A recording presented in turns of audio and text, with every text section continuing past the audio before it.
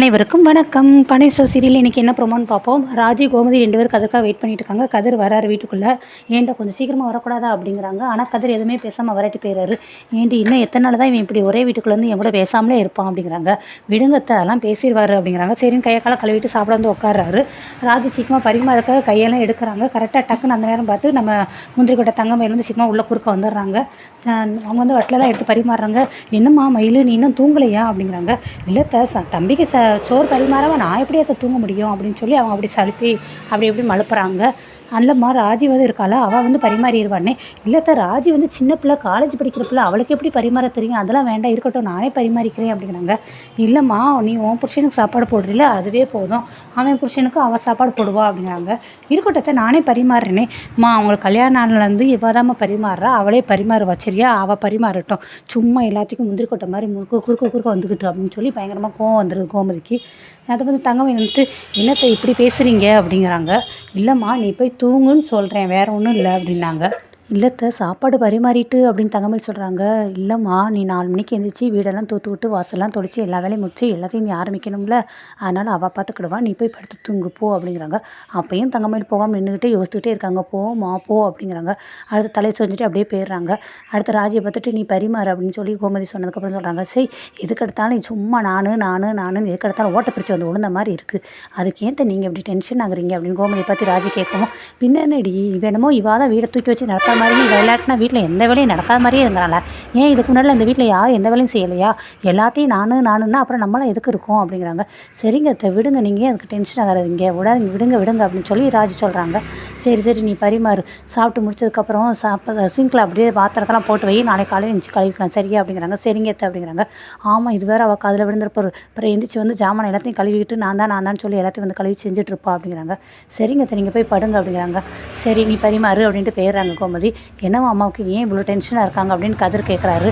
அது வந்து மாமா காலையில் வந்து வீட்டுக்கு வந்தாங்களா மத்தியானத்துக்கு மேலே, ஆனால் காலையில் வந்து சமையல்லாம் செஞ்சுட்டு தங்கமயில் சாப்பாடு எடுத்துகிட்டு போனாங்களா, அதோட மாமா வந்து சரி சாப்பிட்டு முடிச்சோடு இருக்கலாம்ல, வீட்டுக்கு வந்து ஆஹா ஓகோன்னு பாராட்டினாங்க. அந்த பாராட்டினதோட விட்டாங்களா, அத்தையை பார்த்து எனக்கே ஓன நீ இப்படி கொண்டுட்டு வந்திருக்கியா அப்படின்னு சொல்லி அத்தையை வந்து கேட்க ஆரம்பிச்சிட்டாங்க. அதனால தான் அத்தை ரொம்ப டென்ஷன் ஆகிட்டாங்க. அம்மாவை என்னைக்கு அவர் கடைக்கு வர விட்டுருக்காருன்னு அதே தான் அத்தையும் சொல்கிறாங்க, கடைக்கு நீங்கள் வர விட்டதே கிடையாதுல்ல அப்படின்னு. அது சும்மா அம்மாவை சீன்றதுக்காக எனத்தையே அவர் சொல்லியிருப்பாரா இருக்கும் அவர் அப்படின்னு கதிர் சொல்கிறாரு. நெக்ஸ்ட்டு ராஜி கதிருக்கு சாப்பிட்லாம் பரிமாறிட்டு இன்னைக்கு நான் டியூஷன் எடுக்க ஆரம்பிச்சிட்டேன் அப்படிங்கிறாங்க. பாருடா அதுக்குள்ளேயுமா ஸ்டூடெண்ட்ஸ்லாம் வந்துட்டாங்க அப்படிங்கிறாங்க. 3 பேர் வந்தாங்க, அந்த 3:30 ஆகும், அடுத்து 3:30 ஆகும் பாரு அப்படிங்கிறாங்க. ஆகட்டும் நல்லது தானே அப்படிங்கிறாங்க. சரி அப்பா கிட்ட சொல்லிட்டியா அப்படிங்கிறாங்க. இன்னும் இல்லை, இன்றைக்கி சாயங்காலம் சொல்லலாம் நினச்சேன், அதுக்குன்னு வீட்டில் இந்த மாதிரி நடந்துருச்சா அதனால் சொல்லவே இல்லை. ஸோ நாளைக்கு காலையில் கண்டிப்பாக எப்படியாவது சொல்லிடுறேனே. ஆமாம் எப்படியாவது கண்டிப்பாக அப்பா கிட்ட சொல்லிடு, பிறகு ஏதோ பெரிய கொலை குத்தமே செஞ்ச மாதிரி ஓவராக பண்ணுவார் அப்படிங்கிறாங்க. கண்டிப்பாக சொல்லிடுறேன், நான் வேணா உனக்காக அப்பா கிட்ட பேசட்டுமா அவனே, எதுக்கு அதெல்லாம் ஒன்றும் வேண்டாம் நானே பேசிக்கிறேன் அப்படிங்கிறாங்க. சரி பேசு நீ சொன்ன மாதிரி 3, 30, 300 கண்டிப்பாக ஆகும். சரி நேம் போர்டு நீ வந்து இது எல்லாத்தையுமே எடுத்து வச்சிட்டியா அப்படிங்கிறாங்க. இல்லை இன்னும் கொடுக்கல, மாமா கிட்ட பேசிக்கிறேன், பேசிட்டு அதுக்கப்புறம் கொடுக்குறேனே. சரி கொடு, அப்பாட்ட சொல்லிடு, ஆல் த பெஸ்ட் அப்படிங்கிறாங்க. தேங்க்யூ அப்படிங்கிறாங்க. இல்லாட்டினா எனக்கு தெரிஞ்ச கடை ஒன்று இருக்குது, அந்த கடையில் வேணால் நேம் போர்டு உனக்கு ரெடி பண்ணி தரட்டுமா வேணா. சரி மாமா கிட்ட சொன்னதுக்கப்புறம் கண்டிப்பாக சொல்கிறேன் என்ன அப்படிங்கிறாங்க. சரி ஓகே நீ சாப்பிட்டியா அப்படிங்கிறாங்க. நான் அப்போவே சாப்பிட்டேன். அப்புறம் என்ன போய் படுக்க வேண்டியதானே அப்படிங்கிறாங்க. இல்லை நீ சாப்பிட்ற வரைக்கும் நான் வெயிட் பண்ணிக்கிட்டு இருக்கேன், நீ சாப்பிட்டதுக்கப்புறம் போய் படுக்கிறேன் அப்படிங்கிறாங்க. ஓ அப்படியா அப்படிங்கிறாங்க. அப்படி இல்லாட்டினா அதுக்கு வேறு அவங்க அண்ணி தூணை உடச்சிட்டு வந்து அதுக்கு வேறு ஏதாவது ஒரு கருத்து சொல்ல போகிறாங்க அப்படிங்கிறாங்க. 2 பேரும் அதுக்கப்புறம் சரின்னு சொல்லி சிரிச்சிட்டு இருக்காங்க. அதுக்கடுத்து சரவணத்தில் நல்லா படுத்து தூங்குறாரு. தங்கமயில் உள்ள ரூம்குள்ளே போகிறாங்க. போய் பயங்கரமாக ஏங்கி அழுதுட்டு இருக்காங்க. அவங்க அழுகிற சத்தத்தை கேட்டு சரவணன் எந்திரிச்சிட்டு திருன்னு முழிக்கிறாரு. என்ன மயில் என்ன அங்கே நின்று சிரிச்சுக்கிட்டு இருக்க அப்படிங்கிறாங்க. என்னது நான் சிரிச்சுக்கிட்டு இருக்கேன், நான் அழுதுட்டு இருக்கேன் மாமா, உங்கள் தூக்கத்தை எடுத்து உங்களை எழுப்பிவிட்டேல, சாரி மாமா அதுக்கு, ஆனால் நான் என்ன சிரிச்சிட்டு இருக்கேன் நீங்கள் சொல்கிறீங்களே அப்படிங்கிறாங்க. இவர் சீக்கிரமாக எழுந்திரிச்சு லைட்டை போட்டு பார்க்குறாரு. ஐயோ எதுக்கு மயில் அழுகுற அப்படிங்கிறாங்க. நான் அழுகுறேன், நீங்கள் என்ன சிரிக்கிறீங்கன்னு சொல்லி நீங்களே எனக்கு பார்த்து கிண்டல் பண்ணுறீங்க பார்த்தீங்களா அப்படிங்கிறாங்க. ஐயோ இல்லை நான் தூக்க கலக்கத்தில் ஏதோ ஒன்று பேசிட்டேன் நான், சரி இப்போ எதுக்கு அழுகுற அப்படிங்கிறாங்க. ஒன்றும் இல்லை மாமா, உங்களை தூக்கத்துலேருந்து எழுப்பி விட்டதுக்கு ரொம்ப சாரி, நீங்கள் போய் படுத்து தூங்குங்க அப்படிங்கிறாங்க. ஐயோ எதுக்கு அழுகுறேன்னு சொல்லுன்னு. ஏமாம்மா நான் வந்து குறுக்க வந்துக்கிட்டு இருக்கேன் நான் எல்லாரோடைய விஷயத்துலையும் அப்படின்னு என்னை சொல்கிறாங்க. யார் சொன்னான்னு, உங்கள் அம்மா தான். அம்மாலாம் அப்படி சொல்கிறதுக்கு வாய்ப்பே இல்லைன்னு. அப்போ நான் போய் சொல்கிறேன் நான், கதிர் தம்பி சாப்பிடாட்டி நீங்கள் வருத்தப்படுவீங்களா இல்லையா அப்படிங்கிறாங்க. என்ன நடந்துச்சு அதை சொல்லுங்க, நான் கேட்டதுக்கு முதல்ல நீங்கள் பதில் பேசுங்க, ஆமாவா இல்லையா, நான் அம்மா வருத்தப்படுவேன்னு. அது முதல்ல நானும் கதிர் தம்பி சாப்பிடலை, ஐயோ லேட்டாக வந்து சாப்பிடாம படுத்தக்கூடாதுங்கிறதுக்காக நான் கண் முழிச்சு அவருக்கு சாப்பாடு போய் எடுத்து போய் வைக்க போனேன். ஆனாலும் உங்கள் அம்மா வந்துட்டு அவன் அவனுக்கு சாப்பாடு எடுத்து வைக்கிறதுக்கு ராஜி இருக்கா, அவள் பாப்பா நீ உன் வேலையை போய் பாரு, எல்லா விஷயத்துலையும் குறுக்க வராத அப்படின்னு சொல்லி அத்தை என்னை திட்டுனாங்கன்னு. ஐயோ அம்மா அப்படி திட்டிருக்க மாட்டாங்க, சும்மா சொல்லியிருப்பாங்க அப்படின்னு. இல்லை மாமா என்னை திட்ட தான் செஞ்சாங்க அப்படிங்கிறாங்க. உடனே இவருக்கு சிரிப்பாக வருது, சிரிச்சிடாரு சார். உடனே நான் உங்களுக்கு பேசுகிறது நான் சொல்கிறது எல்லாமே உங்களுக்கு சிரிப்பாக இருக்கா அப்படிங்கிறாங்க. இல்லை அம்மா மீனா ராஜி எல்லாருக்கிட்டையும் அப்படி தான் பேசுவாங்க. அவங்க ஆனால் அதை பெருசாகவே நினைக்க மாட்டாங்க. அவங்க அப்படியே ஜாலியாக அது என்னன்னு கூட கேர் பண்ணாமல் அப்படியே தட்டி விட்டு போயிடுவாங்க. நீ எதுக்கு இவ்வளோ பெரிய இஷ்யூ அதை யோசிக்கிறேன்னு.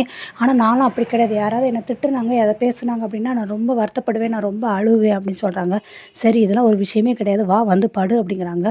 இருக்கட்டும் மாமான்ற மயில் சொல்கிறாங்க. நீ வா வந்து படு அப்படின்னு சொல்லி லைட்டெல்லாம் ஆஃப் பண்ணிவிட்டு அவரும் படுத்துறாரு. படுன்னு சொல்லி தங்கமயில் கிட்ட சொல்லிகிட்டே இருக்காரு. ஒரு வழியாக விடிஞ்சிருது. அதுக்கடுத்து பாண்டியன் வெளியில் உட்காந்து நியூஸ் பேப்பர் ரீட் பண்ணிட்டு இருக்காங்க. ஆனால் பக்கத்தில் பழனி வந்துட்டு அந்த பேஜில் வந்து உட்காந்து படிச்சுட்டு இருக்கு. ஐயோ மாமா அதுக்குன்னு திருப்பிட்டாரே மச்சான் அப்படிங்கிறாங்க. திருப்பி இன்னொன்று வந்து என்னது குன்னக்குடி கார் வேன் மோதி அப்படி இப்படிங்கிறாரு.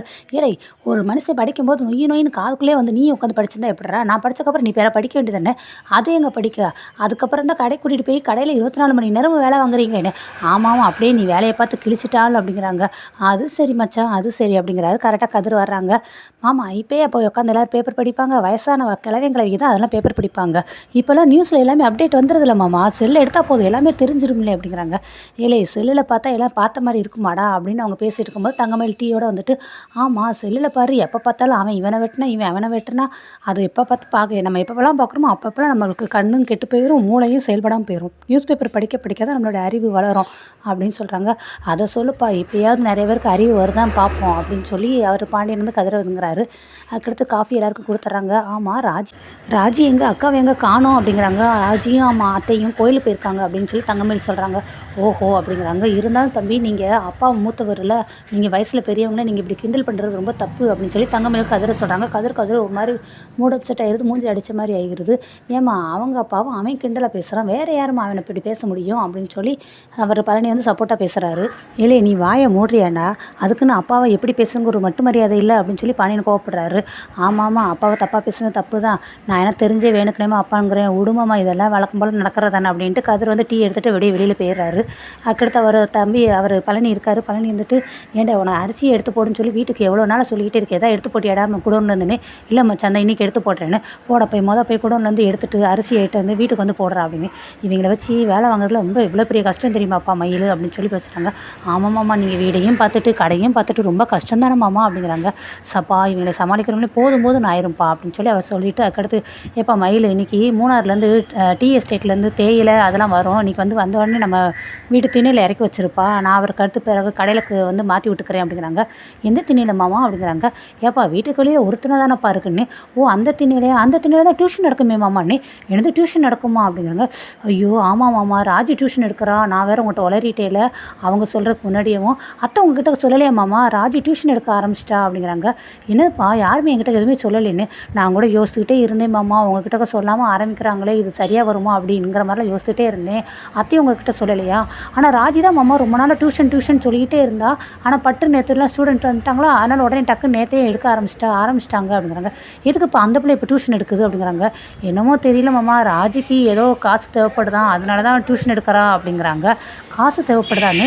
ஆமாம் மாமா அதுவும் வெளியில் வேறு வச்சு திண்ணையில் வேறு வச்சு டியூஷன் எடுக்கிறாள். நான் கூட யோசிப்பேன் அவங்க வீட்டுக்கு எதிர்த்தாப்புல அவங்க வீட்டு ஆட்கள் பார்த்தா என்ன நினைப்பாங்க, அவங்க வீட்டு பிள்ளையை நீங்கள் வேலைக்கு வாங்குற மாதிரியும் சம்பளத்துக்கு நீங்கள் வெளியே அனுப்புகிற மாதிரியும் இந்த மாதிரிலாம் உங்களை யோசிப்பாங்க தானே மாமா அப்படிங்கிறாங்க.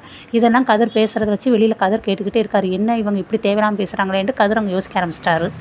நெக்ஸ்ட்டு கோமதி ராஜி 2 பேர் வந்துடுறாங்க. எல்லாரும் பாண்டியன் இருக்காரு. பாண்டியன்கிட்ட வந்து இருந்தாங்க கோயில் திருநீர் எடுத்துக்கோங்க அப்படிங்கிறாங்க. பாண்டியன் பயங்கர கோவமாக இருக்காரு. ஓ இனிமேல் இப்போ நீயே முடிவெடுத்துட்டு நீயே எல்லாமே செய்ய ஆரம்பிச்சிட்டியோ, அப்புறம் இதுக்கு நான் அந்த வீட்டில் இருக்கேன் அப்படிங்கிறாங்க. எங்கிட்ட சொல்லாமல் இந்த வீட்டில் நிறைய விஷயங்கள் நடக்க ஆரம்பிச்சிச்சு போலுக்கு அப்படிங்கிறாங்க. நாங்கள் என்ன பண்ணோம் கோயிலுக்கு போகிறேன்னு உங்ககிட்ட சொல்லிட்டு தானே போனேன்னு. ஏன்டி காலங்காத்தால நீ உட்காந்து காமெடி பண்ணிகிட்டு இருக்கியோன்னு. நான் என்ன செஞ்சேன்னு.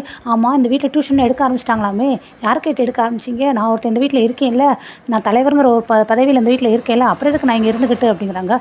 அது வந்து ராஜி நேற்று தான் ஒரு 2 பேர் பசங்க தான் வந்தாங்க, ரொம்பலாம் வரலங்க, உங்களோட சொல்லுவோம் நினச்சிட்டு இருந்தோம் அப்படிங்கிறாங்க. ஓ சொல்லுவோம் நினச்சிட்டே இருந்தால் எனக்கு ஆனால் என்கிட்டக்க பேசுகிறதுக்கு உனக்கு நேரம் இல்லை. அந்த அளவுக்கு நீங்கள் ரொம்ப பிஸி ஆயிட்டீங்க. சரியா? ஆரம்பிக்கிறதுக்கு முன்னாடி என்கிட்டக்க நீங்கள் கேட்டுக்கணும். ஆரம்பிச்சதுக்கப்புறம் நீங்கள் கேட்குறது எந்த அர்த்தமே கிடையாதே. ஆரம்பிக்க முன்னாடி ஆரம்பிக்கட்டுமா, பண்ணவா, வேண்டாமா அப்படின்னு சொல்லி என்கிட்ட கேட்கணும். அதில் என் மேலே உள்ள மரியாதை. ஆனால் எதுவுமே அது இங்கே நடக்கவே இல்லையே. ஆளாளுக்கு உங்கள் இஷ்டத்துக்கு முடிவு எடுத்துட்டீங்களா? அப்புறம் நான் எதுக்கு இந்த வீட்டில்? நான் பேசாமல் கடையில் போய் இருந்துக்கிடவா நான் அப்படிங்கிறாங்க. இல்லைங்க, உங்ககிட்ட சொல்லுவோன்னு நினச்சோம். நான் தான் சரின்னு சொன்னேன் அப்படிங்கிறாங்க. அப்போ நீயே எல்லா முடிவு எடுத்துகிட்டு இருந்தா நீ இனிமேல் குடும்பத்தை எல்லாத்தையும் பார்த்துக்கோ. சரியா? நான் இனிமேல் இந்த வீட்டுக்கே வரல அப்படின்னு சொல்லி பயங்கரமாக கோவப்படாரு. ராஜ் வந்துட்டு, மாமா நான் தான் அத்தைக்கிட்டக்க கேட்டேன்னு. ஓஹோ, கேளுப்பா கேளு. இனிமேல் நீ எல்லா விஷயத்தையுமே உங்கள் அத்தைக்கிட்டக்கே கேட்டு செஞ்சுக்கோ. என்கிட்ட இனிமேல் எதுவுமே கேட்காத. சரியா? அப்படின்னு சொல்லி அவன் மேலேயும் கோவப்படுறாங்க. கதிர் இருந்துட்டு, இப்போ என்ன இந்த வீட்டில் டியூஷன் தானே எடுத்தாங்க, வேற யாரும் எந்த தப்பும் பண்ணலை அப்படின்னு சொல்லி கதிர் பேசுகிறாரு. நான் உங்ககிட்ட பேசலடா, நீ உன் வாயை மூடு அப்படின்னு சொல்லி கதிரை பார்த்து பயங்கரமாக அவரு கத்த ஆரம்பிச்சிட்டாரு. நீ தான் இந்த வீட்டில் என்கிட்ட எதையுமே கேட்காம நிறைய வேலையை செஞ்சுருக்கு. அதே போல் எல்லாரும் ஒன்றை மாதிரி இருக்க முடியுமா? அந்த மாதிரி இந்த வீட்டில் எல்லாரும் அவங்க இஷ்டத்துக்கு நடந்துட்டாங்கன்னு வச்சுக்கோ, இந்த குடும்பம் உருட்டுறோம், நல்லா விளங்கிரும். சரியா? அப்படின்னு சொல்லி பயங்கரமாக கத்துறாரு. ஸோ இதோட இன்னைக்குள்ள எபிசோடு முடியுது. நாளைக்குள்ளதை தொடர்ந்து பார்ப்போம். இதில் வந்து மயில் தான் சம்மந்தப்பட்டாங்க அப்படிங்கிறது கோமதிக்கு எப்படி தெரிய வருது, கதிர் இதை வந்து சொல்கிறாரா அப்படிங்கிறத நம்ம நாளைக்கு பார்ப்போம். ராஜி டியூஷன் எடுக்கிறாங்களா அப்படிங்கிறத நம்ம பார்க்கலாம். ஸோ மறக்காமல் சப்போர்ட் பண்ணுங்கள். தேங்க்யூ.